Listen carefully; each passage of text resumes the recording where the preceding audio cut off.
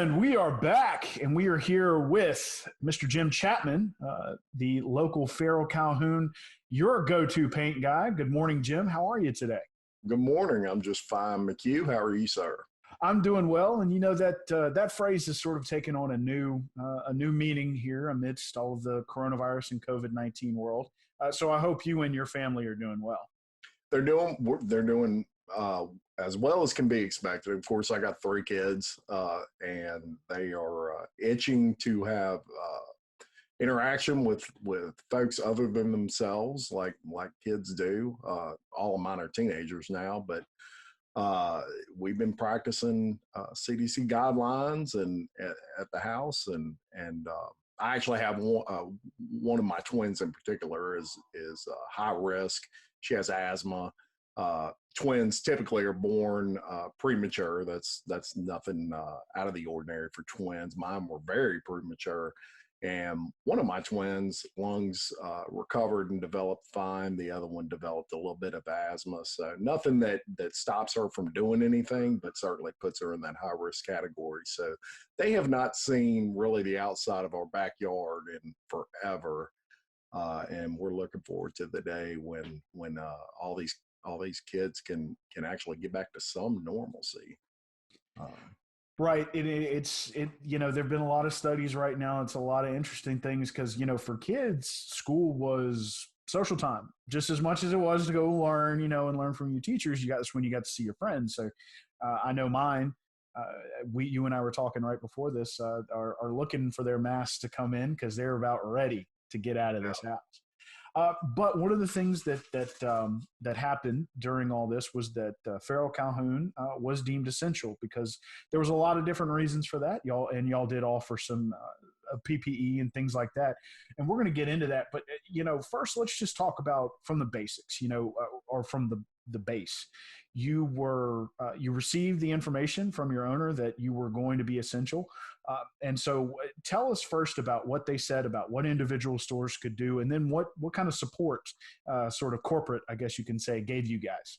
Yeah. So when, of course, the entire United States found out about this all at the same time, and from a business standpoint, from a corporate standpoint, I'm sure our company was similar to a lot of the larger companies in that we had to come up with a plan. We wanted to be proactive, and I will credit Farrell Calhoun that you know, the concern for our customers and our employees came first, and they really spearheaded a lot of policy right from the beginning. One of the things that you know, we were fortunate in that we were essential. We were classified as a hardware and supply company, and hardware and supply was considered essential because, you know, we sold PPE, we sold safety supplies and things of that nature. So we knew from that standpoint we were okay. Now, here's the interesting thing.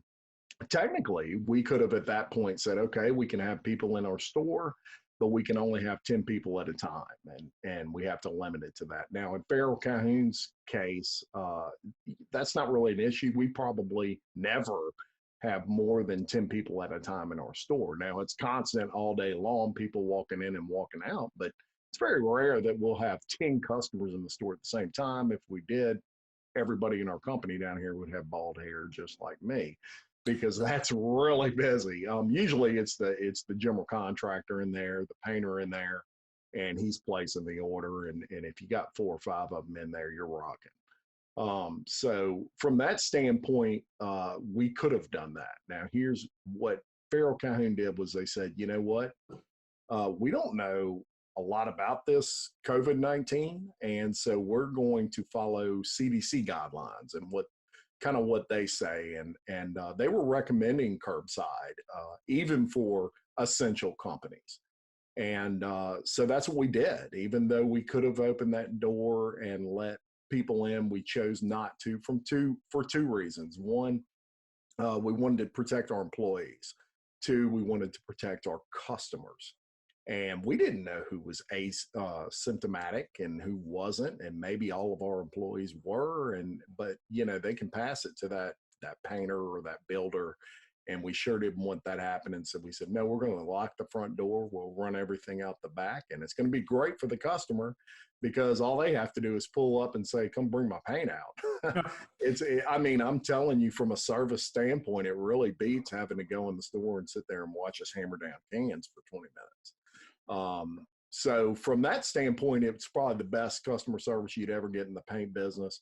And we had, surprisingly enough, very little pushback. Now, we did have some people who were set in their ways that would come in there, and they didn't like the fact that we were telling them you can't come through the door.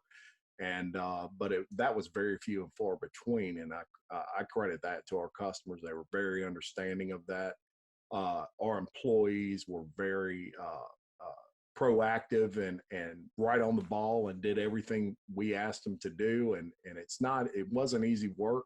It's hard to roll paint all the way out the back of the store to the front of the store 500 times a day. Mm. But you know, nobody complained and we got on that ball. Now, from a corporate standpoint, we did enact some policies. Like I say, that we wanted to follow CDC guidelines and do exactly what they said to do. And that way we knew we were okay and we knew our employees would be as safe as possible. We even told our employees, hey, if you're not comfortable coming to work, don't come to work. We posted signs at the front of all our locations that said, you know, if you're sick, if you're an employee and you feel sick, do not come into work. We will make it. You know, there's not going to be any pushback from us. We're not going to fire you or anything like that because you felt sick. You don't have to worry about your job. We don't want you passing this to anybody else. And we took it even a step further. And this was probably the hardest thing for me. So what they did was they said, okay, Jim, what we're going to do is you're going to have to pick a store. Obviously, I picked the Denham Springs store, but you are not to go to any other store. No employee is to go to any other store to pick up material or anything like that. And the reason we did that was, for example, if I had paint that I had to pick up from our Choctaw location and bring to our Denham location, which is a common thing, you know, we run out of a base or something, we go get it from another store. If I had COVID and I didn't know it, and I went to the Choctaw store and I was typically at the Denham store, well, now we got to shut down 2 stores, not Right. 1, because I went to the other location. So in order to alleviate that, all our sales reps were made to kind of pick a store that they were going to work out of, and work out of it we did. I was told I could not make cold calls. I could not go call on existing customers because we were trying to control this as a company as much as possible. As you know, my personality and things like that. I'm a guy that likes to be around people. And so for me, that was a major adjustment. But I understood it. It was just an adjustment for me. And I'll tell you what, I was in that store 52.5 hours a week for 5-6 solid weeks now. And you know, doing my best to try to outwork a bunch of 20-year-old kids and 25-year-old kids. And so that was always fun. And I'm sure they are ready to push me out the door as soon as possible because I am the old man now. But I'll tell you, I cannot credit Farrell County enough for their effort in combating and doing what they can to control this, any spread of this disease throughout our company.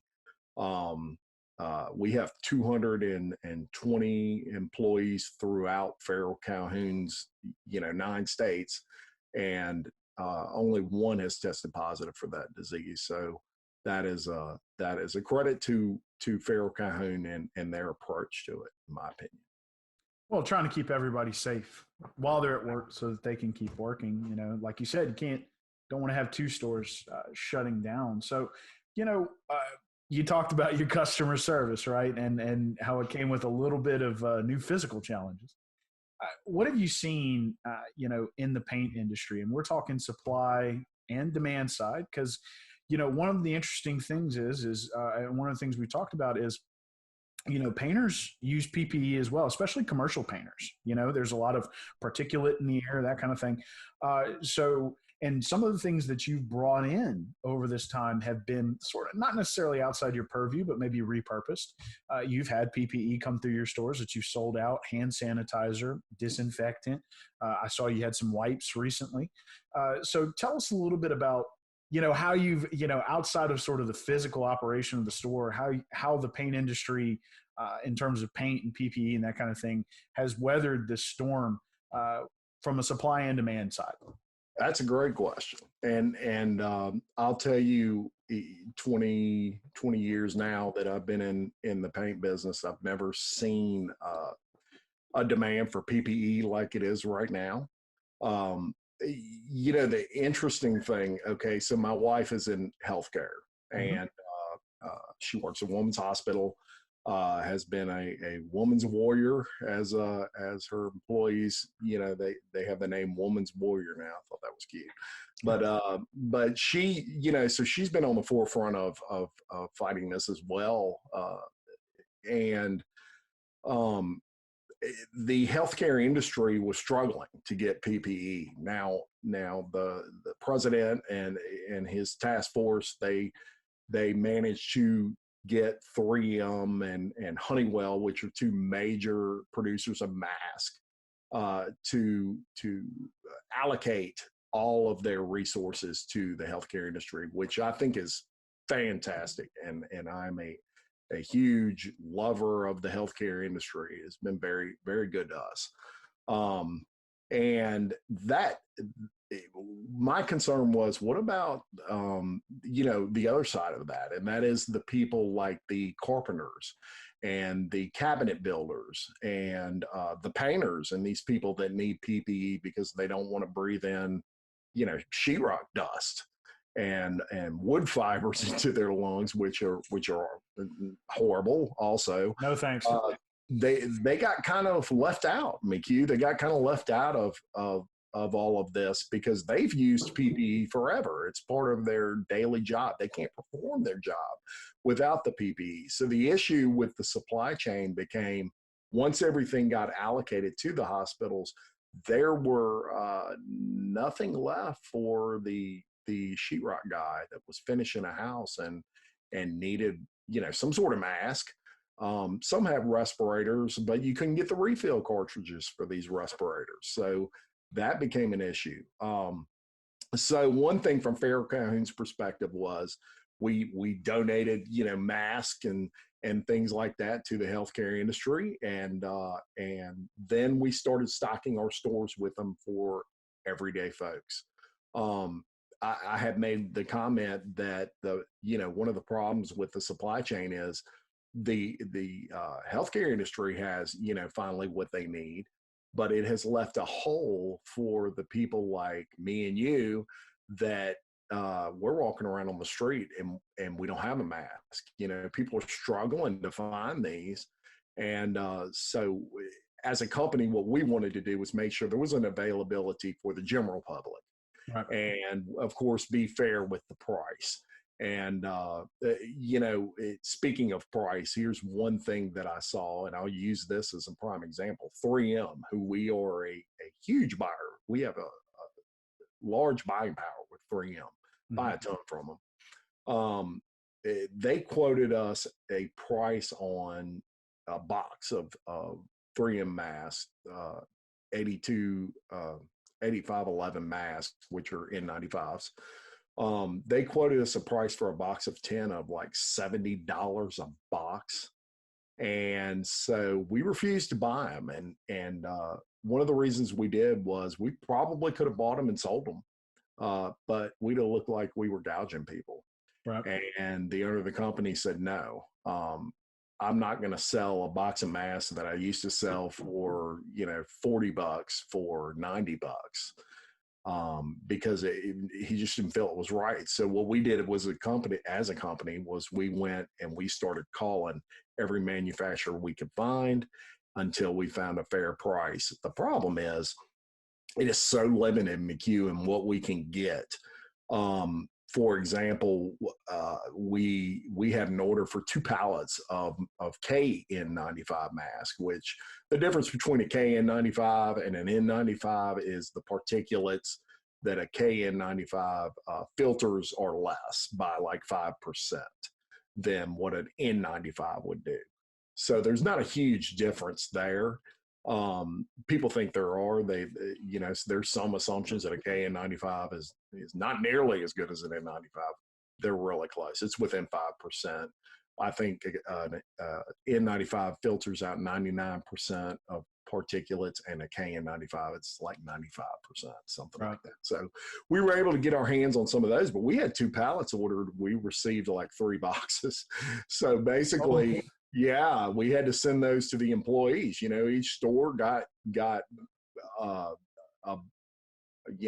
or 5 masks for us, the employees, because when we do start allowing people in our stores, we're going to have those masks on, and we're actually going to take tape, blue tape, and we're going to have, a 6 feet distancing line, so to speak, and we're going to ask that people not cross that line.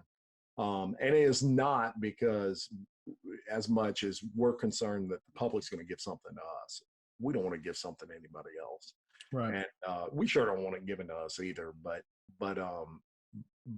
the primary reason for it is we do want to respect and follow any sort of policies that we're asked to follow there. But with the supply chain, getting back to that, it's a mess. I mean, it's even a company with the buying power that we have, we're struggling to get any sort of PPE related to like masks, gloves.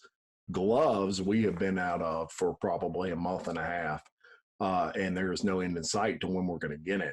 We're willing, we put in orders for pallets and pallets and pallets, and they'll send us 2 boxes. They'll fulfill something, but it's really nothing to speak of. When will that end? We don't know. I get asked that all the time. I probably get 100 calls a day for masks, and so when will that end? We don't know. Nobody knows. This virus is something that everybody's still trying to figure out, and until we see something change with that, we're not going to see a whole lot change with the PPE supply chain. One thing we have been able to get is we've been able to get hand sanitizer. And I still have 60 or 70 gallons left at the Denham location. So if anybody's interested in that, give me a buzz. But the hand sanitizer in particular, I sold 540 gallons of that so far. Smells like vodka. So don't drink it. Yeah. It's interesting that, and people wonder about that. And I've been asked a few times about it. And the reason for that is isopropyl alcohol right now, you cannot get. Forget about it. If you're lucky enough to go in a Walmart or something and find one bottle, or I hate to say Walmart Carter's, and find one bottle, then you are very, very fortunate. Because I've had doctors call me left and right asking me if I can get my hands on isopropyl alcohol. I can't. And what is happening is the hand sanitizer now is being made with ethyl alcohol. Well, ethyl alcohol is the same thing they make alcohol out of that you drink. Right. So essentially, all these companies that make tequila and stuff like that, they have gone to making hand sanitizer. One, because there is a huge need for it and a supply and demand issue, and they can make money. But 2, it's helping everybody out because there is a shortage even of that.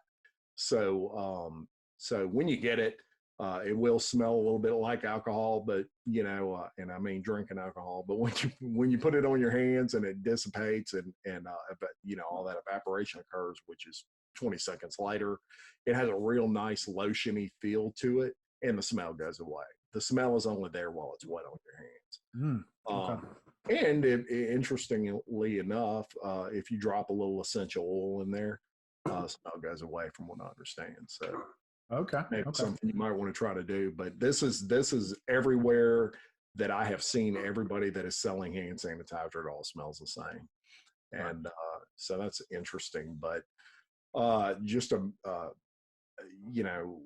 a major shortage in that PPE market right now, and it's a shame because the guys that make the cabinets, that do sheetrock and stuff, they're struggling to find this stuff. We're trying our best to keep these people supplied, and we have brought in some things we don't normally sell.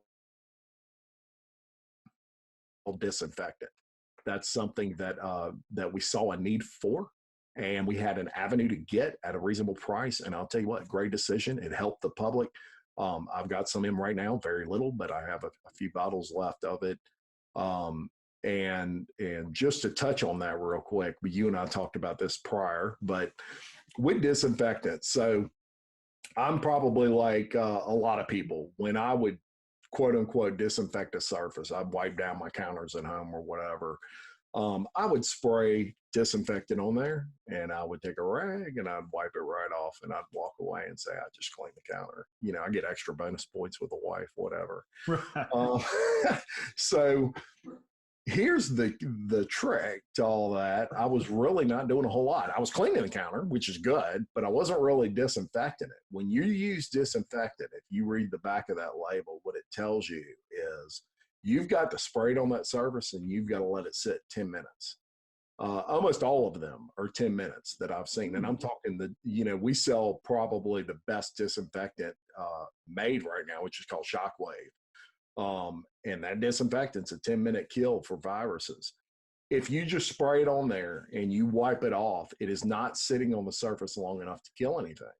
And so that was very interesting. Now, it'll clean the surface, and if you're not worried about a virus or anything like that, it'll clean it and all that sort of stuff. But the disinfectant, you need to let it sit. So what we do as a company is we have stainless steel counters, and that is a hard surface. So I would imagine if there is a virus that is going to sit on the surface, stainless steel, it would probably like to sit on a little while. So what we do is we spray them, we let it sit like 15 minutes. We do this 3 times a day, and nobody's even coming in that store, McHugh. We're doing this just for the 4 or 5 people we have in our location at Denham, for example.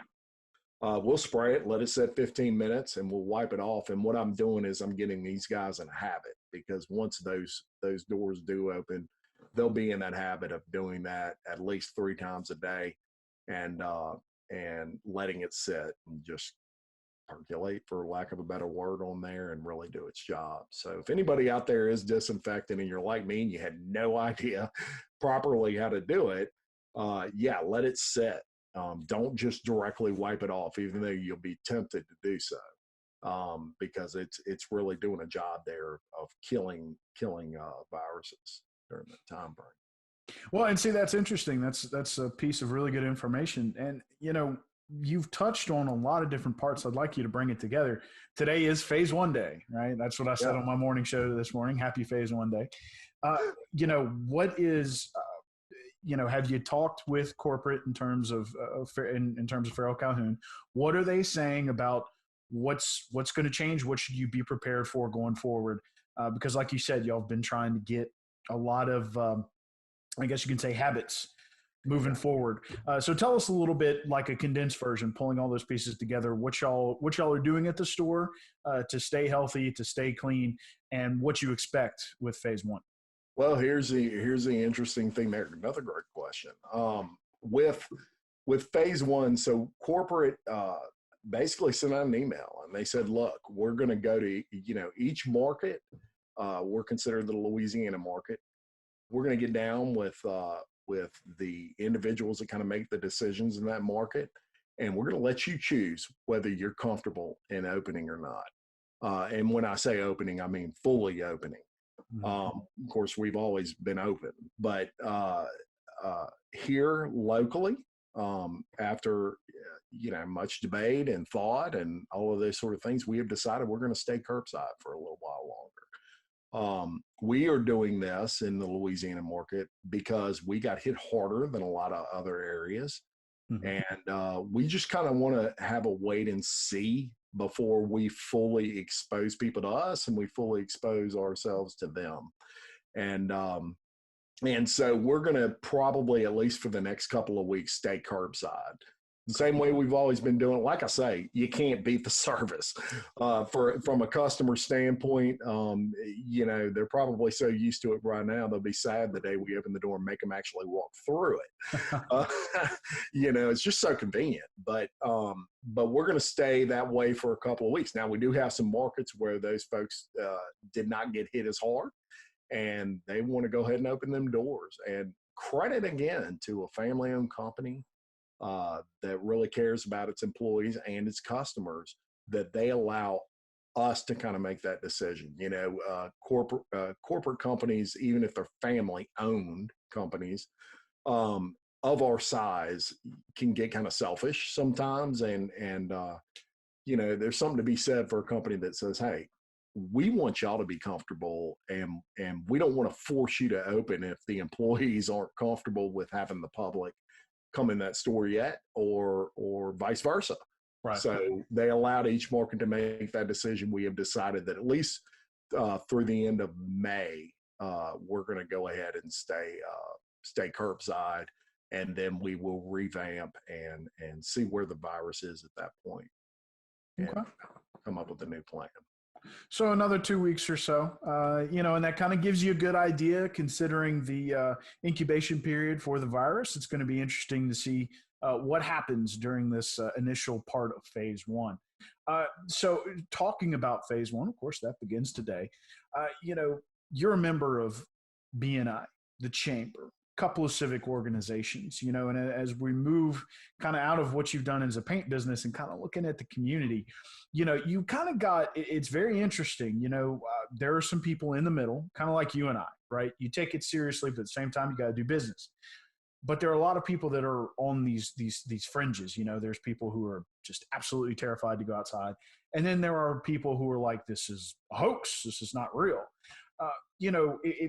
Considering that, what would you say to those two groups? What's your mindset moving forward? Like I said, we've got about 2 weeks to kind of see how we're progressing through phase one before we start considering phase two. So during that time, what would you say to these folks? I think that with the folks that are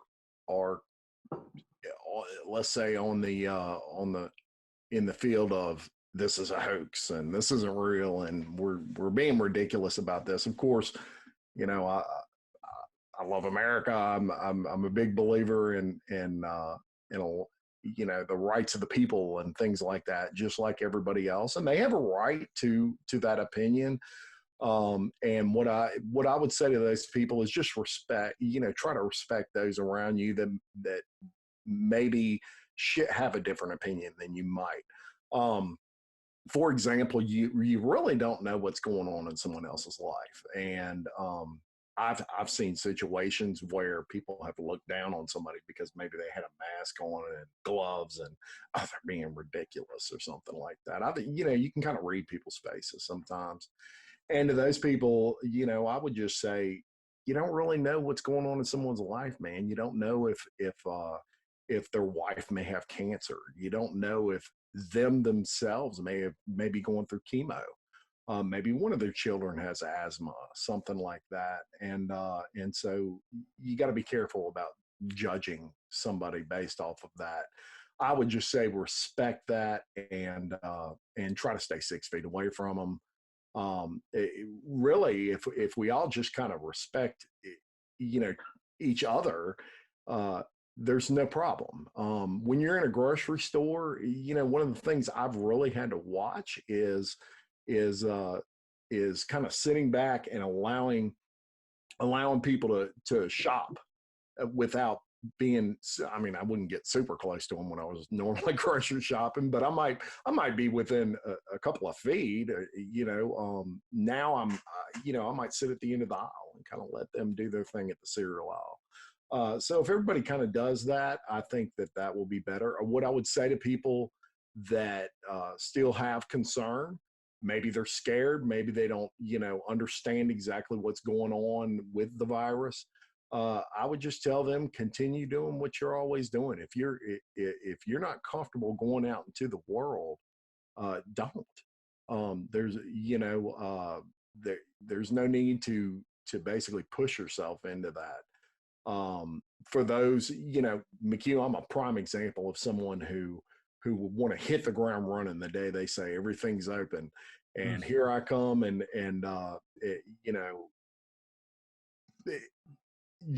we just need to be careful that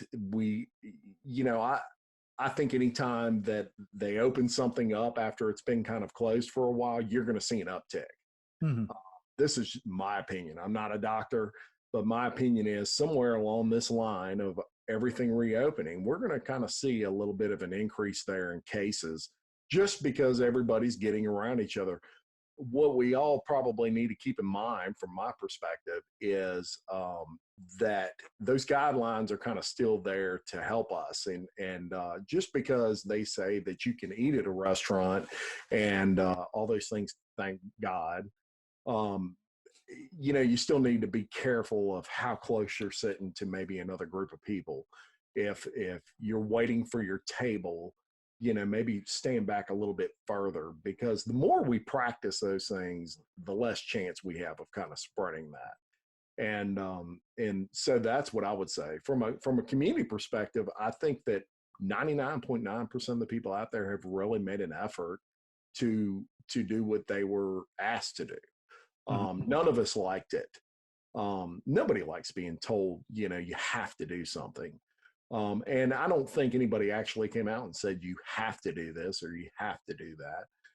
It's a request. They're requesting people wear masks because, somebody might not want you coughing on them.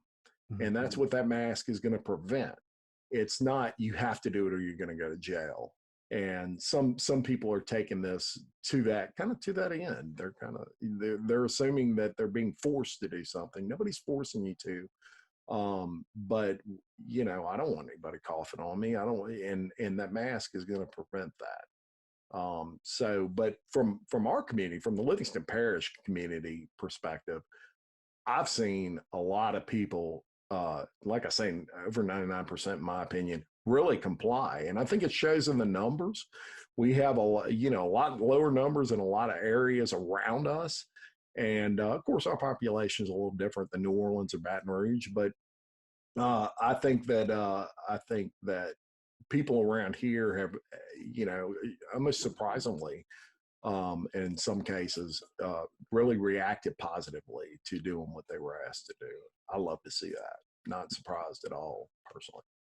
Right. And, it is true. I mean, there's plenty of people who've just said, the doctors and public officials and those people have said this is a good idea, do it. And they've done it, and it will be interesting to see a lot of studies at very early for them, but a lot of studies about how this is going to affect things like commercial real estate and school next year. So it'll be very interesting to see that, going forward. I think it's still a little early.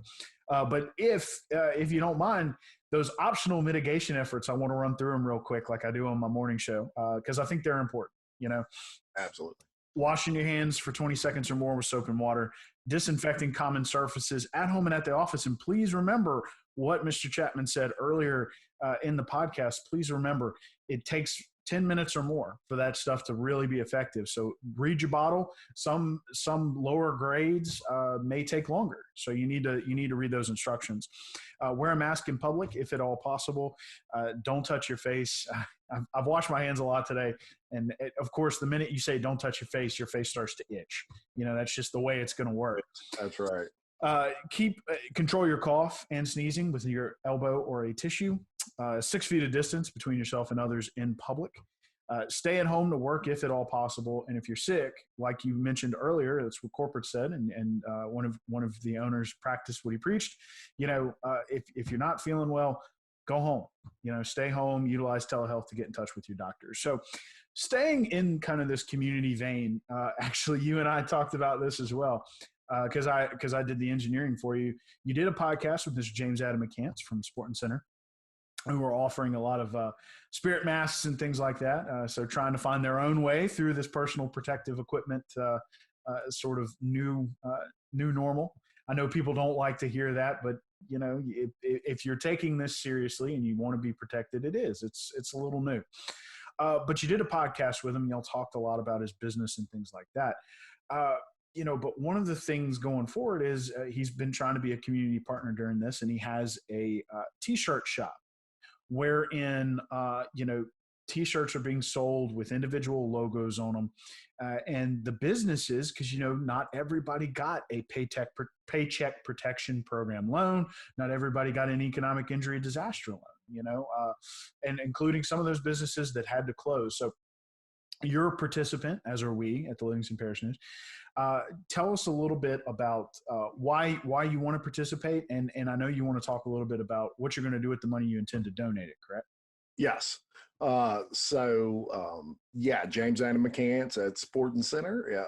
I believe they call it the Louisiana, help me out, the Louisiana T-shirt, Louisiana T.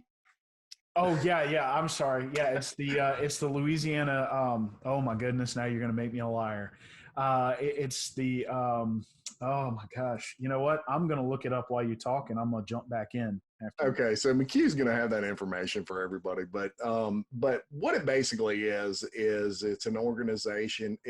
We're all about community here in Livingston Parish, and one of the things I was fortunate with was the fact that we were essential and we never had to close, so nobody had to get laid off or anything like that. As a matter of fact, go figure, one of the most popular things apparently to do when you social distance is paint. So we've been busy. I mean, ultra busy, and very blessed and to have that business. And so I do want to thank everybody for everything you do for us at Farrell County. That being said, I have a lot of friends. I have a lot of professional associates that were not so fortunate and struggled and are still struggling. In some cases, just barely scraping by. And so, it was presented to me from James that, hey, why don't we do something where we put everybody's logo, on a T-shirt individually. So instead of having one T-shirt with the Livingston Parish News and Chapman's Paint Place podcast on it and 90 other things, everybody have their own T-shirt.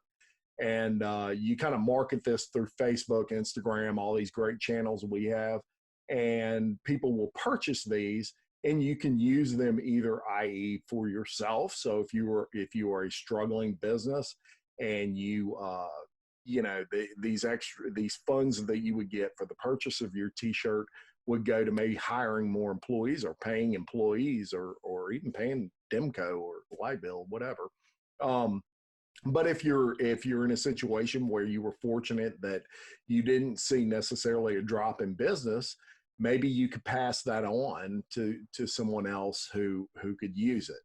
I'm in Leadership Livingston. You are a graduate of Leadership Livingston yourself, as is James, interestingly enough. And a lot of alumni. Alumni. Yeah. So I'm in the 2020 class. We got disrupted, obviously, with all of this. I will say that the Chamber of Commerce has done a fantastic job of doing everything they can to kind of adjust. And it's been tough. I know April's been struggling over there relative to getting everything back to as close to normal as possible. And so they've been doing the Zoom meetings and things like that.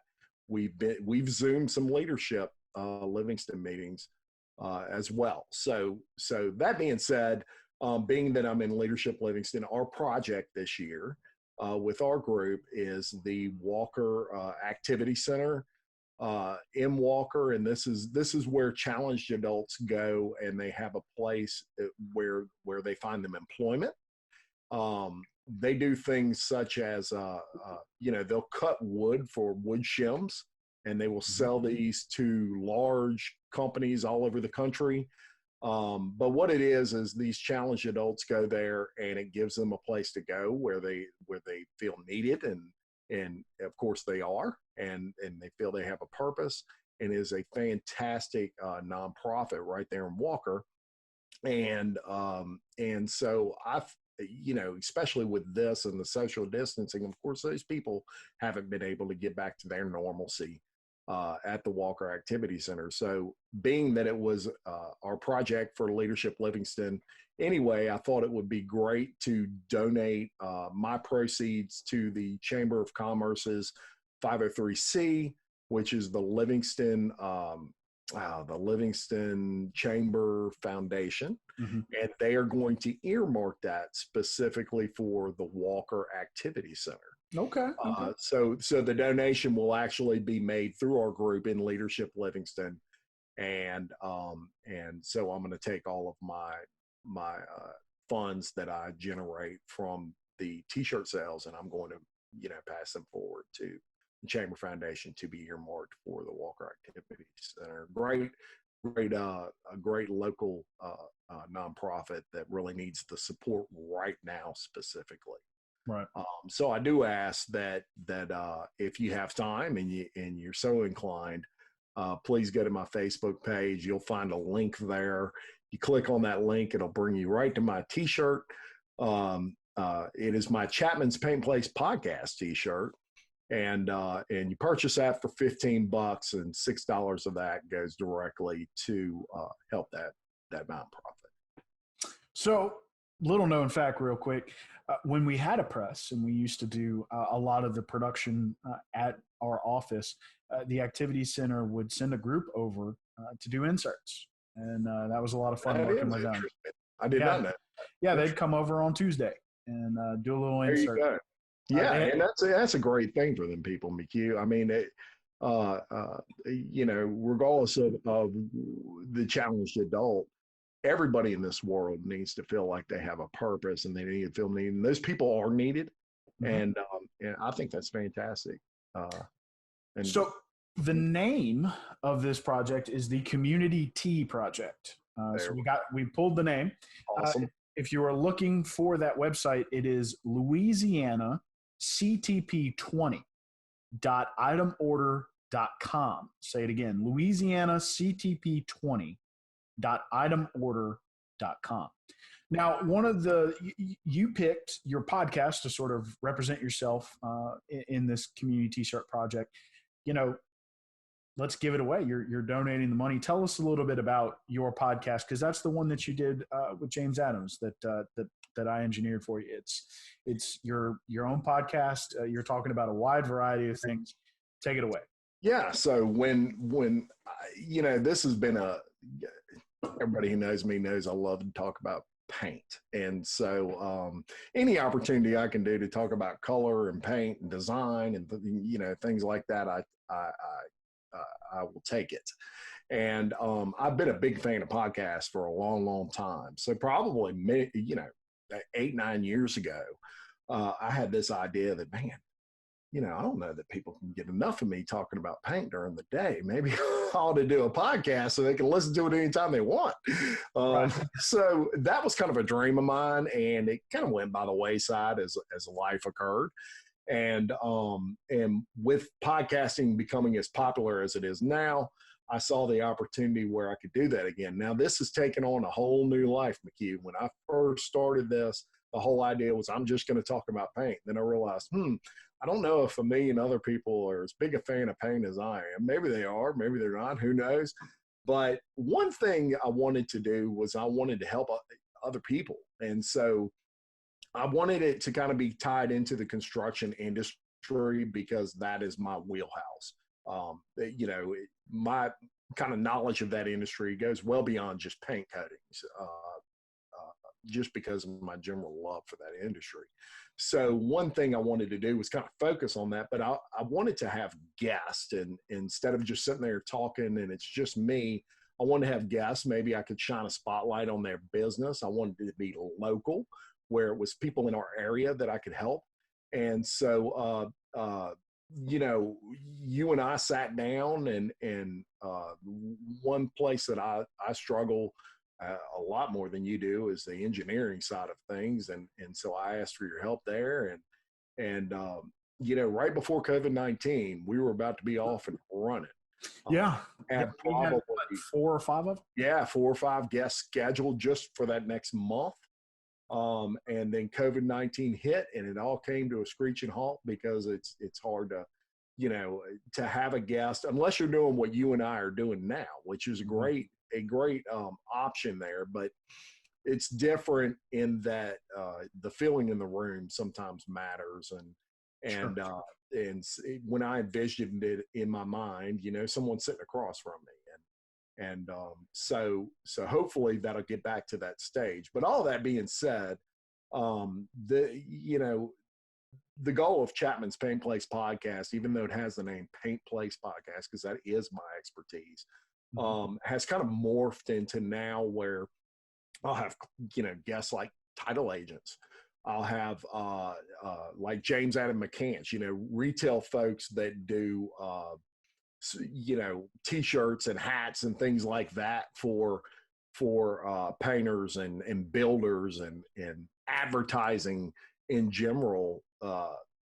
That way, these construction guys can see the other side of that. One day, I'd love to interview, kind of get in your place and you in mine and talk about how advertising helps in the construction industry.